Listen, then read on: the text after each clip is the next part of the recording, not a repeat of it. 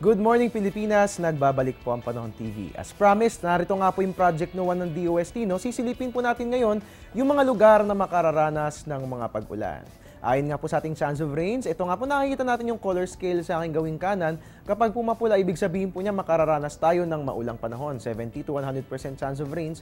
At kapag naman po kulay blue, the darker the color blue, the lesser chance of rains ang ating mararanasan. Silipin po natin ang mapa ng ating bansa. Kagaya nga po ng ating nakikita, generally speaking, kulay blue naman po. No? So ibig sabihin, less chance of rains naman ating mararanasan. Good news dito sa Metro Manila, hindi po tayo uulanin gaano dahil madilim po yung kulay blue na ating nakikita. Kaya nga lamang po, nakikita natin dito sa may Bicol region, kulay sky blue po. Kapag po kulay sky blue, asahan po natin na makararanas tayo ng hanggang 40% chance of rains.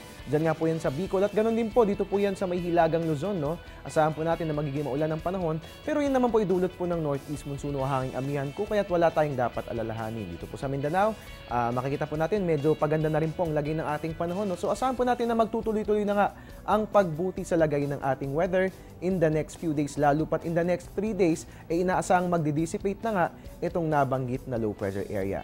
At mga kababayan, from time to time ay nagbabago ang mga data rito sa Project NOAA. No? So para kayo mismo ay mag-updated kayo sa lagay ng ating panahon, ang gagawin nyo lamang po, bibisitahin nyo po ang ating website. It's www.panahon.tv. At mga kababayan, sa ating pagbabalik, sisilipin po natin ang 5 AM weather forecast ng Pag-asa. Huwag po kaya alis, magbabalik po ang Panahon TV.